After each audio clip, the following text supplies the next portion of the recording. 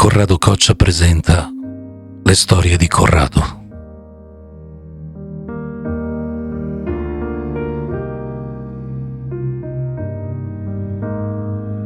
La musica per me è un profumo di lavanda, una pelle setosa sulla quale poggiarsi. Le parole sono il mio cruccio perché dicono, raccontano. Le canzoni vanno scritte ma non descritte, ma qui in questa nuova avventura proverò a descriverne la genesi.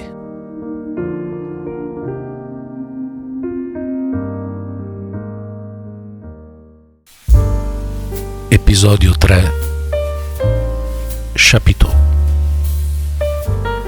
Nello scorso episodio vi narrai la genesi di Geronimo Mastrillo, il brano che mi diede la possibilità di vincere il Festival di Castrocaro Terme alcuni anni fa, anzi molti anni fa.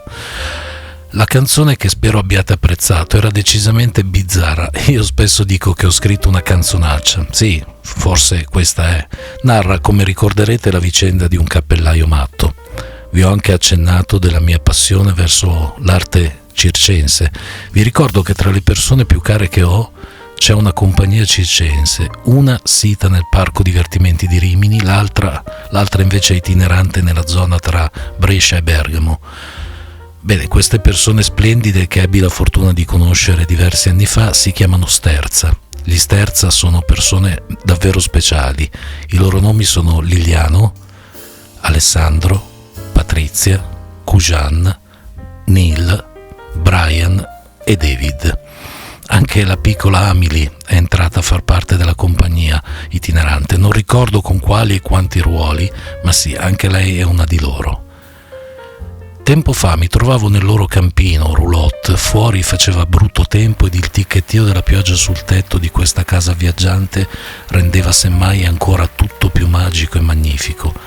Alessandro tirò fuori una specie di vecchio lettore DVD e mi fece vedere un vecchio filmato del loro vecchio circo, quando ancora era capitanato dai loro genitori. Ricordo quel magnifico e piccolo tendone tutto di colore blu, e se non ricordo male adornato da stelle dipinte qua e là. Ebbi modo di osservare anche alcuni numeri che venivano svolti. Mi colpì molto il numero dei nastri. Rimasi sbigottito, anche se ormai conosco a memoria tutte le loro esibizioni, momenti nei quali entravano e uscivano dalla scena, i loro momenti buffi ma anche i loro momenti di riflessione.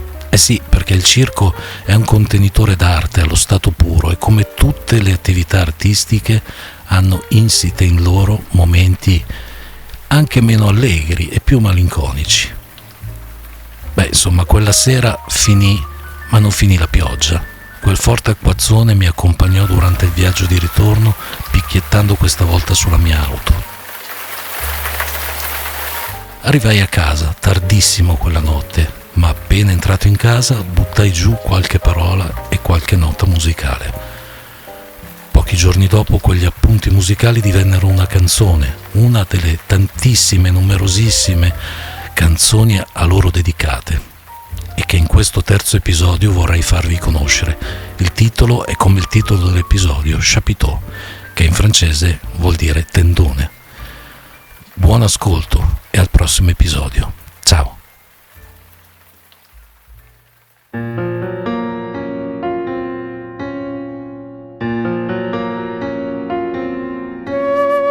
Chapiteau, colore fragola, a strisce gialle per sembrare un po' più lucido. Il circo è piccolo ma la corolla è un faro, gli interessati, denaro nella mano. Chapiteau, magie fantastiche e bocche grandi per sembrare più ridicole. Un mago cerca di ingannare la sua dama ed un pagliaccio in equilibrio sulla lana. Nella volta stellata di tela vola un angelo blu, con un nastro disegna una sfera mentre scivola giù, e quel tuffo carpiato e smodato la riporta fin qui.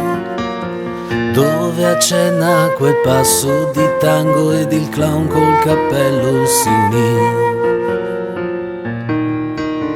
Sempre efficace il trucco velato e l'occhio blu, risa sfiatate, buffe cadute a testa in giù, salti nel vuoto, cerchi di fuoco, acrobazie, maghi e magie, luccicanti paillette.